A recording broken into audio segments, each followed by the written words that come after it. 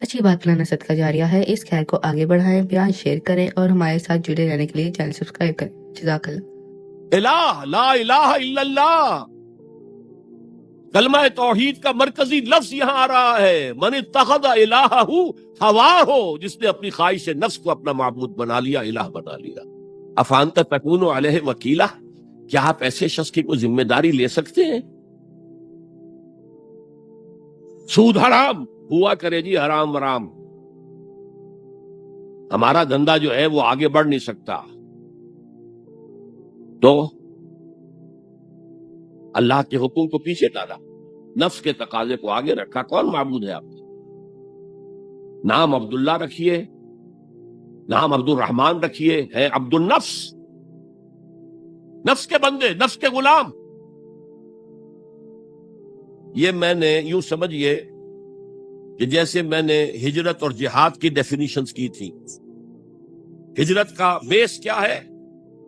پوچھا گیا ایو الہجرت افضل یا رسول اللہ، اے اللہ کے رسول بتائیے سب سے اعلیٰ ہجرت کون سی ہے، افضل؟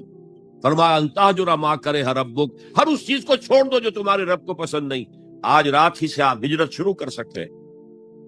جائزہ لیجئے کیا کیا چیزیں میری زندگی میں خلاف شریعت ہے، جو اللہ کو ناپسند ہے، فیصلہ کیجئے کہ آج کے بعد نہیں ہوگی، ہجرت شروع ہو گئی۔ افضل الہجرہ، سب سے افضل ہجرت شروع ہو گئی۔ لیکن ٹاپ پر لے جائیے تو یہ ہجرت جب اللہ کے دین کو قائم کرنے کی جدوجہد اس مرحلے پر آ جائے کہ اب باطل کے ساتھ ٹکراؤ ہے اور اب چاہیے کہ ساری قوت ایک مرکز پر جمع ہو جائے، ہجرت فرض کر دی گئی۔ وہ ہجرت گھر بار چھوڑ کر، اہل و عیال کو چھوڑ کر، اور مکے کے بھیڑیوں کے رحم و کرم پر چھوڑ کر اپنے گھر والوں کو، جو لوگ ہجرت کر کے آئے، حکم تھا۔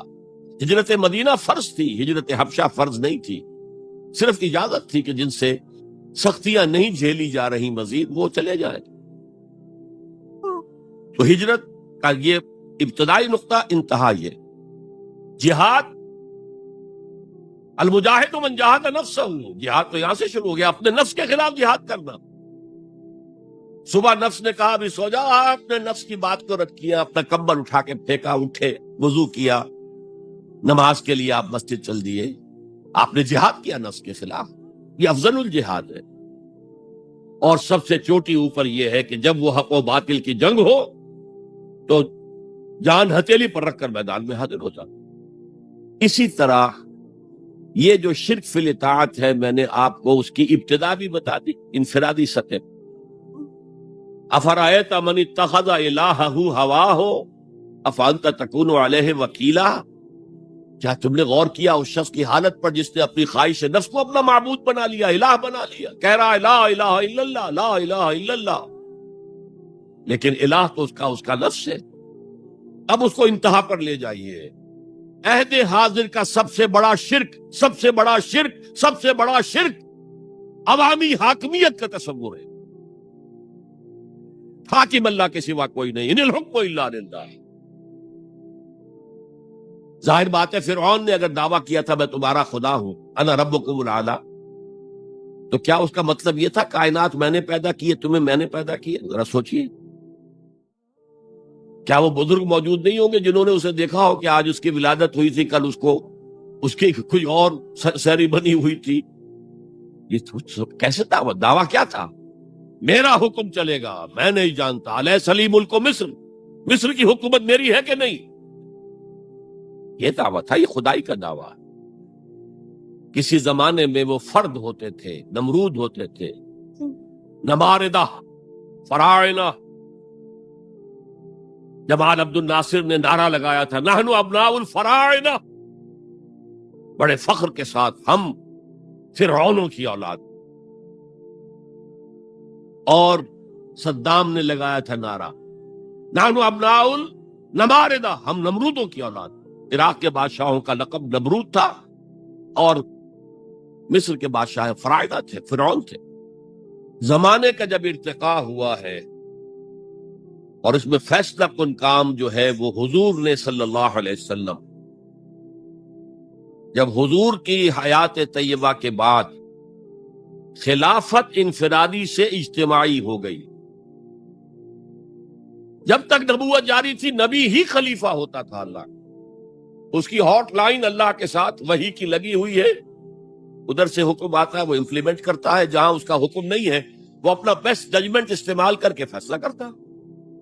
یہی ہے وائس جیرنسی، یہی ہے خلافت، ایسنس آف خلافت یہی ہے۔ جیسے وائس رائے دلی میں ہوتا تھا، ہمارا بادشاہ یا ملکہ تو انگلستان میں ہوتے تھے۔ اب جو ہز میجسٹیز گورنمنٹ یا ہر میجسٹیز گورنمنٹ سے حکم آیا، وائس رائے اس میں کوئی تغیر و تبدل نہیں کر سکتا، he has to implement it as such. جہاں کوئی حکم نہیں ہے تو وہ مقام پر بیٹھا ہے، آن دی اسپاٹ ہے، حالات کو دیکھے اور جو مملکت اور کنگڈم کی مصلحت میں سب سے بہتر نظر آئے وہ فیصلہ کر لے۔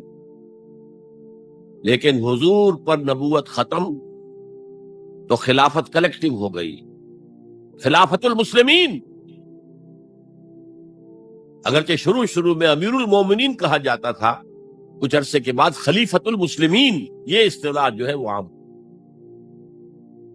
اسی طرح انفرادی ملوکیت کی بجائے اجتماعی ملوکیت کا تصور جو ہے شیطان نے پٹی پڑھائی۔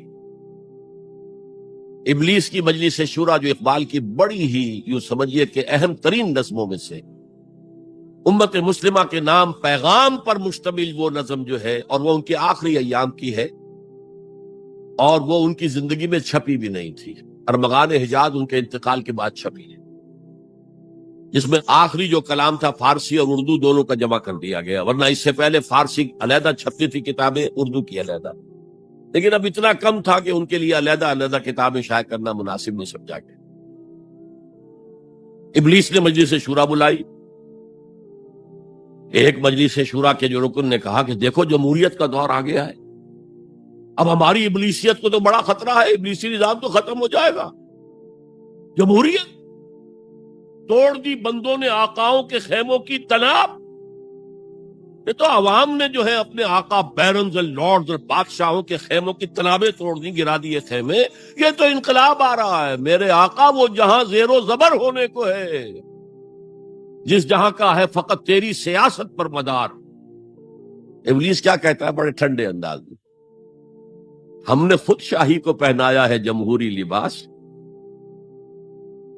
جب ذرا آدم ہوا ہے خود شناس و خود نگر۔ آج آدمی میں ایک سیلف امپورٹنس پیدا ہو چکی ہے۔ یہ بادشاہ کون ہوتے ہیں جو ہمارے سروں پر مسلط ہے، محلوں میں رہتے ہیں، عیش کرتے ہیں، جو خون پسینہ جو ہے وہ کسان کر رہا ہے۔ ابھی انڈسٹریل ریولوشن تو نہیں ہوا تھا، وہ ساری بات جو تھی وہ زرعی معیشت تھی، خون پسینہ وہ کرتا ہے، فصل میں سے لائنز شیئر آ کر بیرن اور لارڈ وہ لے گیا، اور اس میں سے ایک حصہ اس نے بادشاہ کو پہنچایا، ایک اپنے پاس رکھا۔ ظالمانہ نظام ہے۔ تو ہم نے دیکھا کہ انسانوں میں کچھ شعور پیدا ہو گیا، خود شعوری، تو ہم نے ملوکیت کو ڈھال دیا نئے سانچے میں، ہم نے خود شاہی کو پہنایا ہے جمہوری لباس۔ وہ گندگی جو فرعون کے سر پر ٹنوں کے حساب سے رکھی ہوئی تھی، ہم نے کہا تولا تولا سب میں تقسیم کر دو، ایک ایک ووٹ سب کے ہاتھ میں دے دو اور کہہ دو تم حاکم ہو۔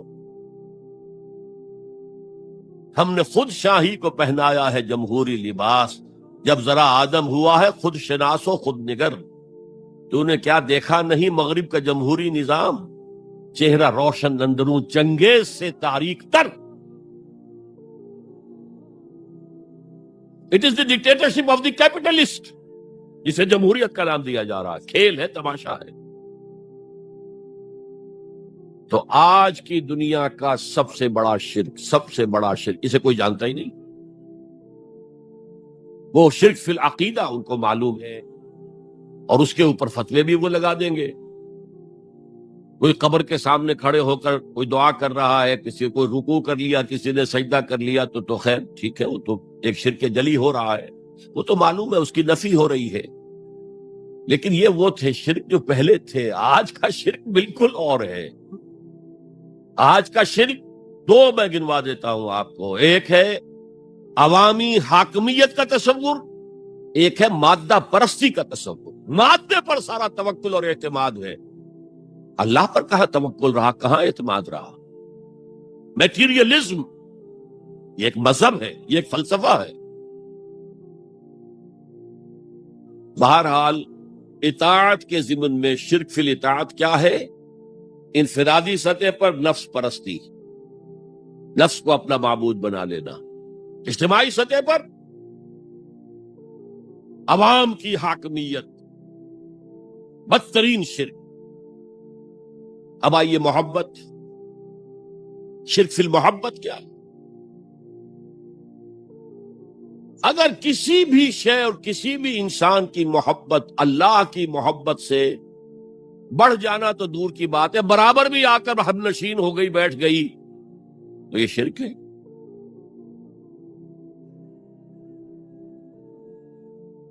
والذین آمنوا اشد حبا للہ، جب تک اشد محبت آپ میں اللہ کی نہیں ہوگی، اگر کوئی اور شے محبوب ہے تو من الناس من یتخذ من دون اللہ اندادا یحبونہم کحب اللہ، لوگوں میں سے ایسے بھی ہیں جنہوں نے اللہ کو چھوڑ کر کسی اور چیزوں کو مد مقابل بنا لیا ہے، ان سے وہ محبت کرتے ہیں جو اللہ سے کرنی چاہیے تھی۔ توحید کا تقاضا ہے لا محبوب الا اللہ، لا مطلوب الا اللہ، لا مقصود الا اللہ، مقصود و مطلوب اور محبوب حقیقی اللہ کے سوا کوئی۔ اور وہ آیت میں آپ کو سنا چکا ہوں، سورہ توبہ کی آیت نمبر 24، انتہائی لرزا دینے والی آیت۔ قل ان کان آباؤکم وابناؤکم واخوانکم وازواجکم وعشیرتکم واموال اقترفتموها وتجارۃ تخشون کسادها ومساکن ترضونها احب الیکم من اللہ ورسولہ وجہاد فی سبیلہ فتربصوا حتی یأتی اللہ بامرہ واللہ لا یہدی القوم الفاسقین۔ اے نبی، ان کے کان کھول دیجئے، اچھی طرح سنا دیجئے کہ اے لوگو، اے ایمان کے دعوے دارو، اگر تمہیں اپنے باپ، اپنے بیٹے، اپنے بھائی، اپنی بیویاں یا بیویوں کے لیے شوہر، اور اپنے رشتہ دار، اور اپنے وہ مال جو بڑی محنت سے کما کر کھتے بھرے ہوئے ہیں، اور اپنی وہ تجارت جس کی کساد بازاری کا تمہیں اندیشہ رہتا ہے مندہ نہ ہو جائے، اور اپنے وہ محل، اپنی حویلیاں جو تم نے تعمیر کی ہیں اور بہت تمہیں محبوب ہیں، انہیں خوب فرنش کیا ہے، اگر یہ 8 چیزیں محبوب تر ہیں اللہ سے اور اللہ کے رسول سے اور اللہ کی راہ میں جہاد سے، تو جاؤ دفع ہو جاؤ، وہاں بیٹھ کر انتظار کرو یہاں تک کہ اللہ اپنا فیصلہ سنا دے، اور اللہ ایسے فاسقوں کو کبھی ہدایت نہیں دیتا۔ 8 چیزیں اقبال نے بہت خوب کہا ہے، یہ مال و دولت دنیا، یہ رشتہ و پیوند، 5 قریب ترین رشتے آ گئے، باپ، بیٹا، بھائی، زوجین اور رشتہ دار۔ رشتہ و پیوند یہ جوڑنے والا، اور مال و دولت دنیا کی 3 شکلیں آ گئیں۔ دولت جو آپ اپنی بیلنس شیٹ کو دیکھ دیکھ کر آپ اس پہ خوش ہوتے، اب ہمارے ایسٹس کی یہ قیمت ہو گئی ہے اب، اور وہ مکانات جو آپ نے بنائے ہیں بڑے محبوب ہیں، اور ایسے بنائے ہیں، قرآن مجید میں آتا ہے لعلکم تخلدون، ایسے بنا رہے ہیں جیسے تمہیں ہمیشہ رہنا ان مکانوں کے اندر، اور وہ کاروبار جن میں تمہیں اندیشہ رہتا ہے کہ کہیں کساد نہ ہو جائے، کوئی ڈپریشن نہ آ جائے۔ یہ 8 چیزیں، یہ مال و دولت دنیا 3، یہ رشتہ و پیوند، بتان وہم و گما لا الہ الا اللہ، یہ سب وہم و گمان کے بت ہیں جن کی پرستش میں تم لگے ہو، ان سب کی پرستش چھوڑو تو لا الہ الا اللہ کا حق ادا ہو۔ اب اس اصول کو بھی اپلائی کرنا شروع کیجئے۔ آئیے انڈیویجول لیول پر، دولت کی محبت، اگر آپ کو دولت کی محبت آمادہ کرتی ہے کہ اللہ کے حدود کو پامال کریں، حرام ذرائع استعمال کریں، دولت آنی چاہیے، حلال سے ہو، حرام سے ہو، جائز سے ہو، ناجائز سے ہو، بائی ہوک اور بائی کروک دولت آنی چاہیے، تو آپ کی محبوب حقیقی کون ہوئی؟ دولت۔ یہ دولت آپ کی معبود ہے۔ کون بڑے سے بڑا موحد اس شرک کا احساس رکھتا ہے؟ اور حضور نے اس قدر کلیئر فرمایا ہے، تعس عبد الدینار و عبد الدرہم، ہلاک ہو گیا یا ہلاک ہو جائے، یہ کلام خبریہ ہے یا یہ بددعا ہے تعیس عبد الدینار و عبد الدرہم، درہم و دینار کا بندہ ہلاک ہو جائے۔ نام عبد الرحمن ہے، حقیقت میں عبد الدینار ہے، عبد الدرہم۔ درہم و دینار آنے چاہیے، جائز سے یا ناجائز سے، حلال سے یا حرام سے، صحیح سے یا غلط سے، بھائی ہو کر بھائی تو معبود کون ہوا؟ ہمارے ہندو بھائیوں نے کیا کیا؟ لکشمی دیوی دولت کی دیوی ہے، اس کی پوجا کرتے کس لیے؟ مطلوب کیا ہے؟ دولت۔ اس کی پوجا وہ خوش ہو جائے تو دولت ملے گی۔ ہم نے کہا ہٹاؤ جی اس دیوی کو بیچ میں سے، ہم براہ راست ہی پوج لیں گے، بس یہی تو فرق کیا ہے نا۔ عبد الدینار و عبد الدرہم، یہ ہے انفرادی سطح پر۔ شرک فی المحبت، جو روح عبادت ہے، جو عبادت کی جان ہے، محبت، غایت الحب ما غایت الذل والخضوع، اور ٹاپ پر لے آئیے۔ آج کی دنیا اجتماعیت کے میدان میں اگرچہ اب زمانہ بدل رہا ہے، لیکن تقریباً 1 صدی سے نیشن سٹیٹس، وطن کی بنیاد پر قومیت، وطن محبوب ترین شے، جو شے میرے وطن کے لیے صحیح ہے وہ میں کروں گا، چاہے وہ غلط ہو، وہ حرام ہو، اللہ کے قانون کے خلاف ہو، لیکن میرے وطن کے لیے ہوگا۔ وطن زندہ باد، یہ وطن پرستی۔ اس وطن پرستی کے مذہب کی ایک نماز بھی ہے، ترانہ ہو رہا ہے تو کھڑے ہو جاؤ، قنوت، کھڑے ہو جانا عبادت کا حصہ ہے۔ اس کا جھنڈا سلامی دو۔ یہ وطن کے معبود کے ریچولز ہیں، مذہب وطنیت۔ اسی لیے اقبال نے کہا تھا، اس کو سمجھا نہیں کسی نے، اس دور میں اور ہے، جام اور ہے، جم اور، ساقی نے بنا کی روش لطف و ستم اور، تہذیب کے آزر نے ترشوائے صنم اور۔ آج کا صنم، آج کا بت کون ہے؟ تہذیب کے آزر نے ترشوائے صنم اور، مسلم نے بھی تعمیر کیا اپنا حرم اور، ان تازہ خداؤں میں بڑا سب سے وطن ہے، جو پیرہن اس کا ہے وہ مذہب کا کفن۔ خدا پرستی، یہ وطن کی لکیر سے تم اور ہو گئے، میں اور ہو گیا۔ لکیر، انسانیت منقسم، جو تمہارے وطن کے لیے ٹھیک ہے وہ تم کرو گے چاہے وہ اخلاقاً غلط، اور جو میرے وطن کے لیے ٹھیک ہے وہ میں کروں گا چاہے اخلاقاً غلط۔ یہ کون سا دین ہے؟ یہاں تو وطن تمہارا معبود بن۔ پاکستان میں بڑا شور اٹھا تھا جب میں نے کہا تھا کہ جھنڈے کو سلامی دینا شرک ہے اور ترانے کے وقت کھڑا ہو جانا شرک ہے۔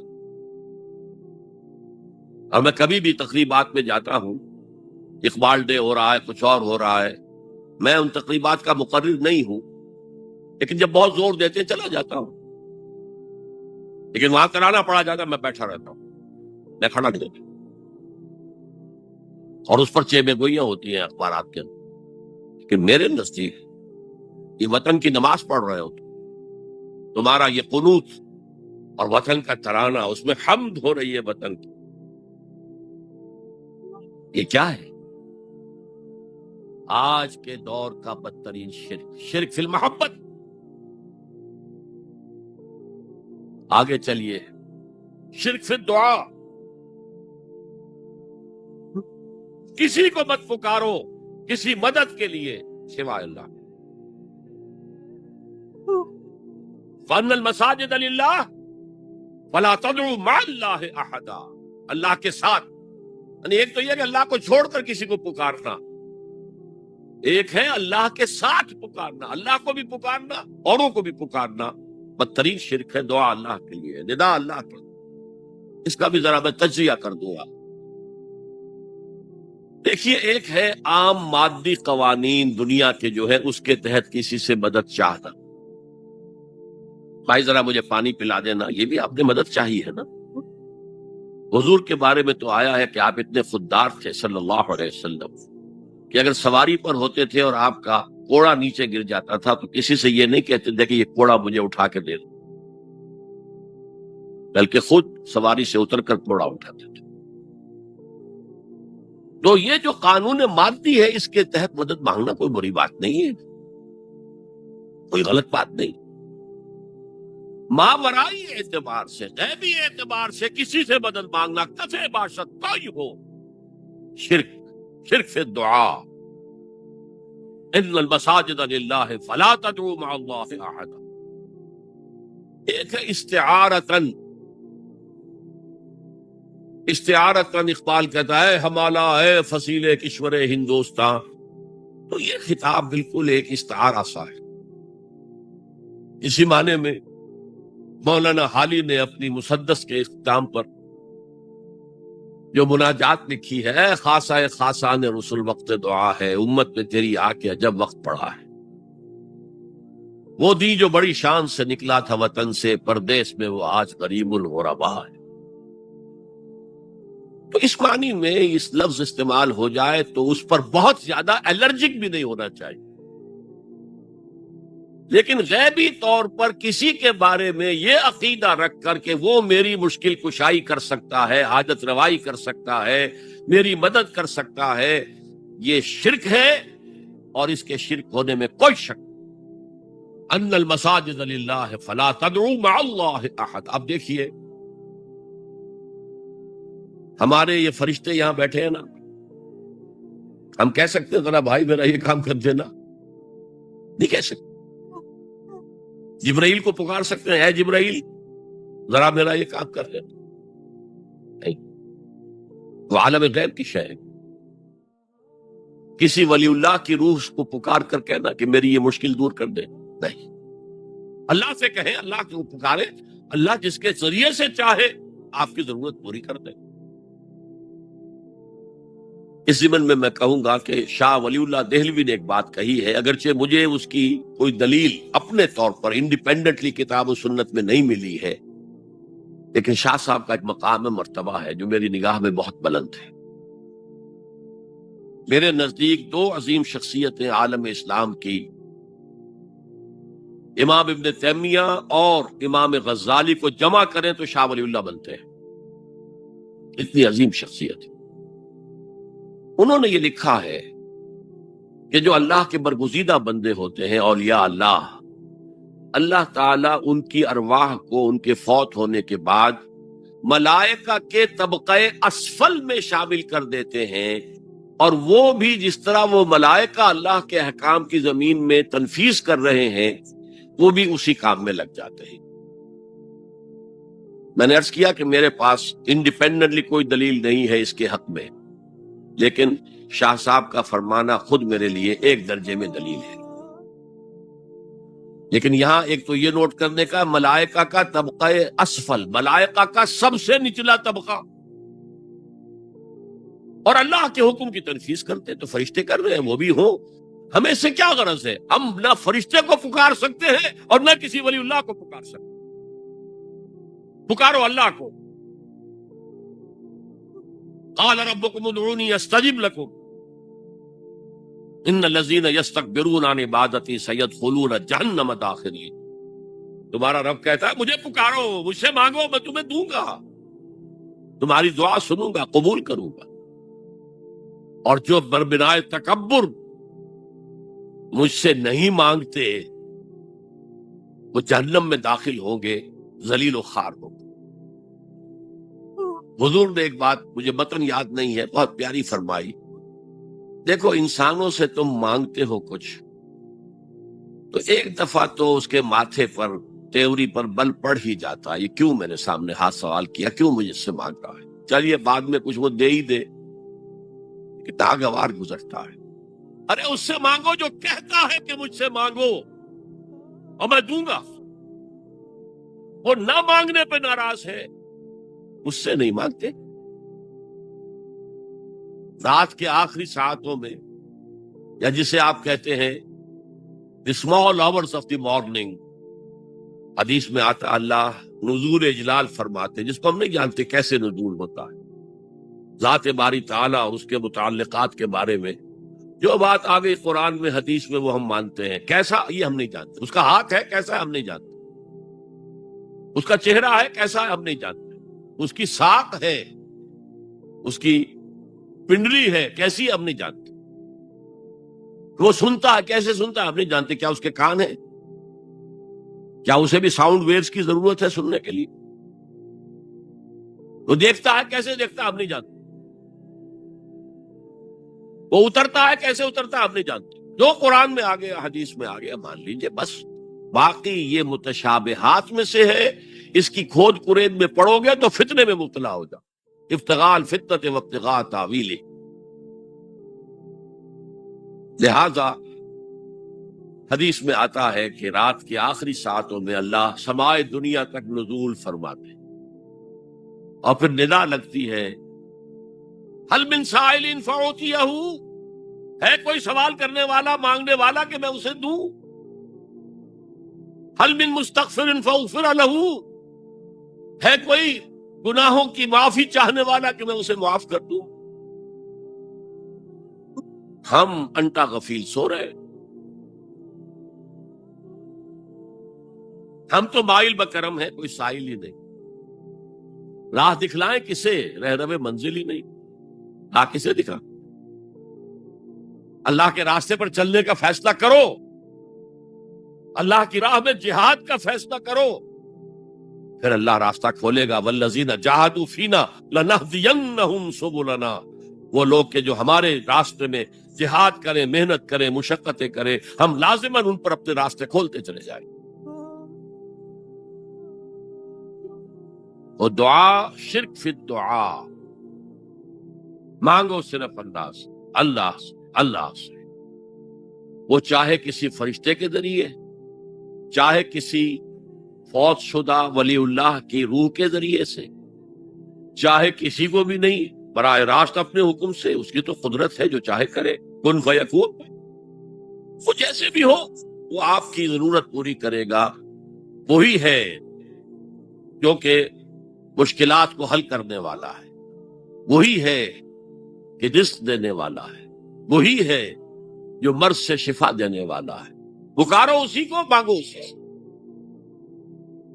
اب آئیے کچھ مراسم عبودیت ہوتے ہیں، مراسم رسم کہتے ہیں کسی چیز کی ظاہری شکل میں، رہ گئی رسم ازاں روح بلالی نہ رہی، فلسفہ رہ گیا تلقین غزالی نہ رہی، یہ قرآن کا بھی ہم اسے رسم الخط کہتے ہیں، رسم الخط، اور یہ حضرت عثمان کے زمانے میں فائنل ہوا ہے کہ یہ اس طریقے سے لکھا جائے۔ تو عبدیت کے اظہار کے لیے کچھ رسومات ہیں، جس میں سے ایک پر گفتگو ہو چکی، قنوت، والقانتین والقانتات، یہ جو ہے اللہ کے حضور میں چاہے ہاتھ باندھے چاہے ہاتھ کھلے، لیکن ذرا جھک کر گردن میں خم کر کے کھڑے ہونا، یہ نماز کے اندر جو قنوت ہے یہ قنوت ہے، یہ بھی اپنی عاجزی کا اظہار ہے، عجز اور تذلل، وہ جو ابن قیم کی میں نے ڈیفینیشن آپ کو بتائی، العبادت تجمع اصلین غایت الحب وغایت الذل والخضوع، حد درجے میں اللہ کے سامنے پچھ جانا، جھک جانا، گر جانا،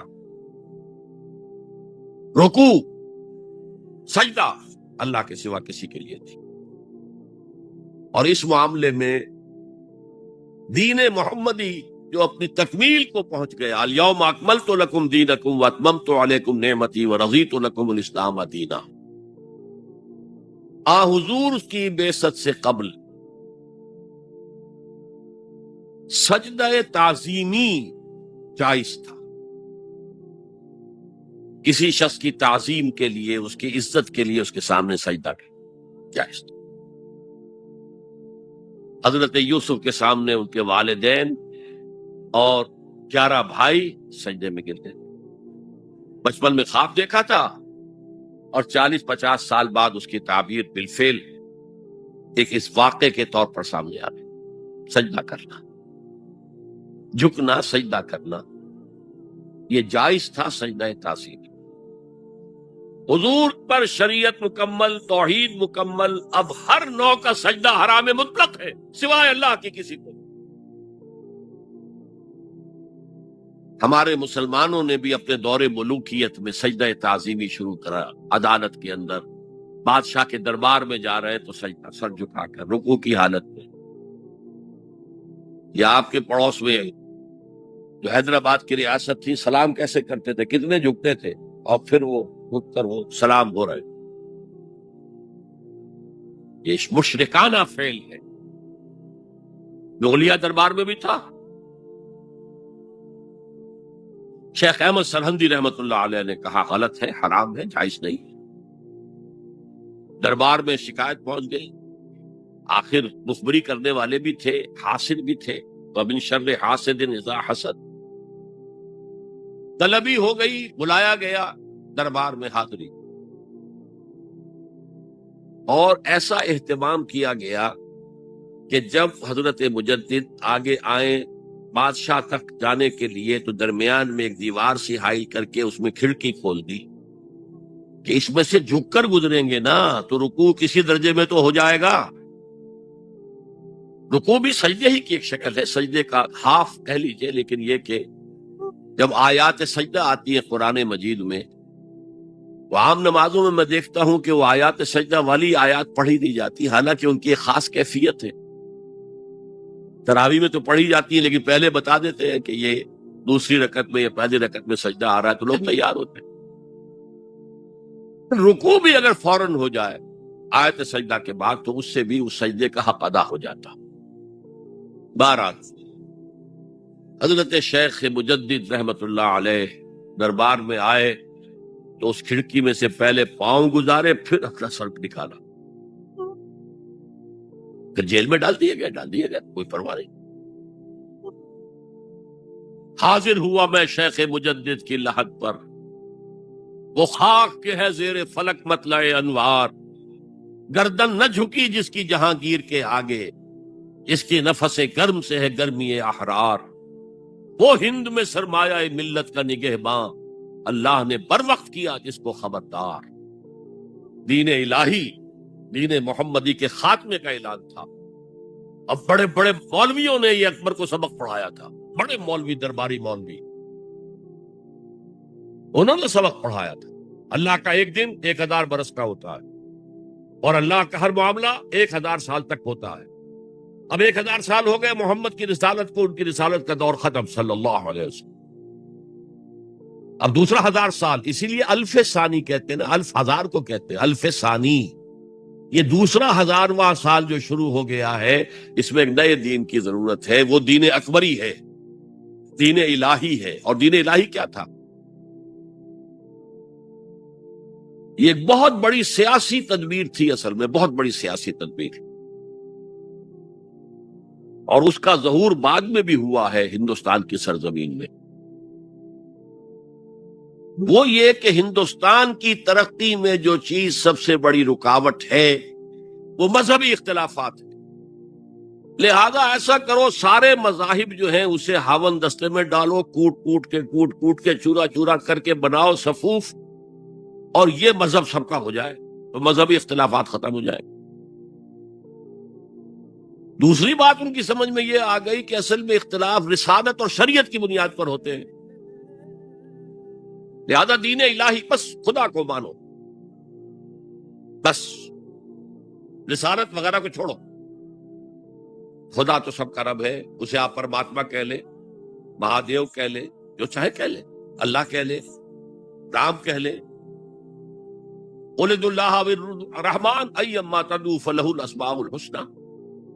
कुरान कहता है तुम अल्लाह कहकर पुकार लो या रहमान कहकर पुकार लो, जिसको भी तुम पुकार रहे हो ये जान लो कि तमाम अच्छी बात फलाना सदका जारिया है। इस खैर को आगे बढ़ाएं, प्यार शेयर करें और हमारे साथ जुड़े रहने के लिए चैनल सब्सक्राइब करें। जज़ाकल्लाह।